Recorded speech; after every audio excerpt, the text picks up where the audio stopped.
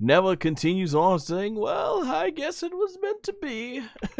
And there you see Tamagami 2, he ends up putting his trident back together, very similar to how Tamagami 1 put, or was it Tamagami? Yeah, basically how all the Tamagamis put their weapons back together. And so now comes the final test, because of course there's always a big final test.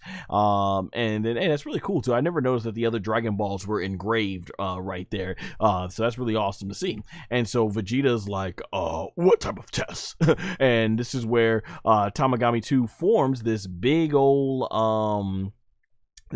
white board or whatever, and he starts basically reading off these stories. I'm not going to recap the stories. I didn't put them in my notes. It was a very long, drawn-out story that's kind of like said in almost like one long sentence and everything, basically. So he basically explains all these stories, asking, okay, they take this away, how much is left and everything, and he gives that, and, basically very complicated, I guess, math thing. He's trying to make it complicated for Vegeta and stuff. And Bulma's like, oh, yeah, that was never Vegeta's specialties and stuff like that. Even Piccolo's sweating because it's like, oh, I don't know this stuff. And Vegeta, I love the face of Vegeta's like, because he can't figure this stuff out. He's a warrior, dang it. He's a fighter. He doesn't. This is the stuff he bashed Gohan about for doing all that school stuff, and now he's got to do it here. So Tamagami goes like, basically, given the entire story, if this is how much there is, and then this is how much is taken away, and all that stuff, and you mix all this together, he's like, how much is left? And Vegeta basically ends up saying the answer is 0. And the Dragon Ball shines, and Tamagami 2 goes, that's correct. And Vegeta's like, what? I got that right. I wondered, did Vegeta figure that out, or he just guessed like, I'm just gonna go for it, count 0. Oh my gosh, that was great. And so they're jumping up and down. There you see Panzy. Vegeta got the answer right, and from there, Tamagami 2 takes the Dragon Ball and hands it over to Vegeta. Vegeta grabs it right there, the 2-star ball, and I love it. Vegeta's annoyed that he got that right, but he got the Dragon Ball. Let's get out of here. And so Tamagami 2 respectfully tells Neva he apologized that he was not able to keep the Dragon Ball safe and all that stuff. And Neva says, this is the actual part that I was thinking of. This is where Neva himself actually ends up stating that, it was meant to be. That's what it was meant to be.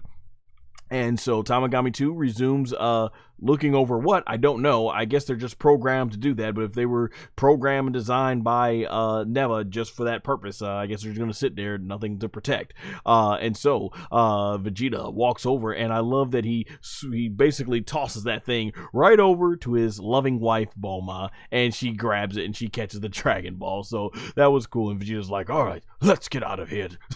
And Hibiscus is like, oh, you are amazing and all this stuff and everything, really strong. And so Goku, and once again, more acknowledgement of why I believe we'll see Vegeta not end up using SS3 much past Daima, is because Goku, he knows how exhausting SS3 can be on the stamina. So he offers Vegeta the stamina bugs, and he mentions how, yeah, these are like sensu beans and everything. And this was actually a really pretty funny little Easter egg here for fans. So, he tries to offer him the bug, and Vegeta is like, ugh, he's freaked out about this, and so he smacks Goku's hand away and says, get that out of here.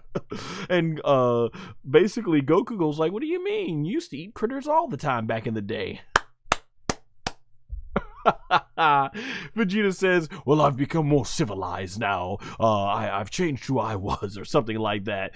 More sophisticated, or something like that. So this is a direct reference to when we first see Vegeta in the manga and the anime. You'll remember he's sitting on some sort of creature who he killed on their planet, and he's ripped its arm off and he's eating the thing. And so it's like Vegeta used to eat stuff like that, and now he doesn't want to eat that. He's gotten too accustomed to Bulma, aka Bulma's chef's cooking, and now he can't go back to that. So I thought that was an interesting line. Now, how does Son Goku know this? Well, given the time that him and Vegeta have probably spent over the years, he probably found that out. I mean, at this point, I think this is where Goku and Vegeta are really becoming close. So maybe in the last year, since defeating Buu, this is where they become more closer as friends, because before then it was kind of just a rival thing. And maybe that's how he found out that that's what Vegeta used to eat, or maybe North Kaio Sama, aka King Kai, told him that. So yeah, at some point Goku found out that Vegeta in his younger years used to basically eat a lot of critters and stuff like that.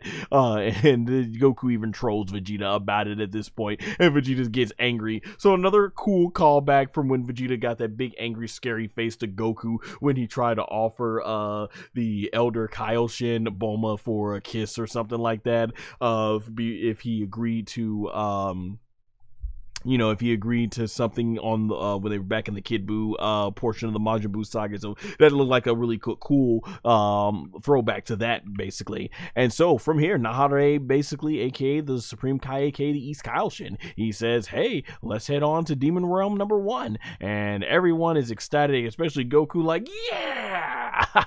So, that's cool. Everything is going. They've got 2 Dragon Balls and they're ready to head off. And so from there, I love it that you got the Karakens. He's just swimming in the back, chilling now and everything. And then Tamagami 2 is gonna just stay on that little island right there. And the Dragon Balls, basically both of them are now with the ship. And they do something interesting here where Glorio, he can't start the ship. And so Pansy looks inside the ship and realizes that, well, this thing is unplugged. So she puts that back together and she gives a thumbs up. Hey, the ship is ready to go. And so the ship then pulls off and you see some black smoke there. So I don't know if that means the ship is starting to just fade. There's no reason that they had to use up more screen time. Granted, I know they wasted almost nearly 3 minutes of screen time with, as I call it, the Big Bird reject and the Big Smurf that couldn't, and that one episode that Goku was flying around trying to get the Dragon Balls. But you had to wonder, somebody was fiddling around with that ship and they didn't know it.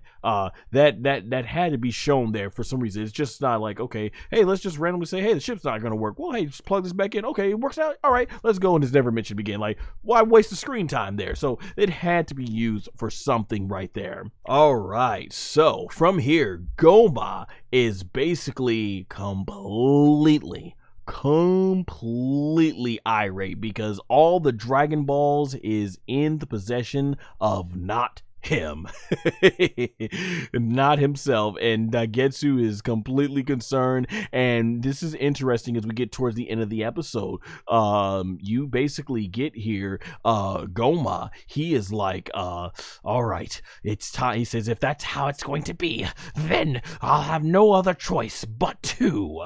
And there you go. Basically, there you go. From there, we have Gomah leaving us with some sort of cliffhanger that he's got some last trick up his sleeve. Is Gomah the big story here? We're gonna wonder, is he got something big planned? So it's gonna be interesting to see where the next episode goes from here.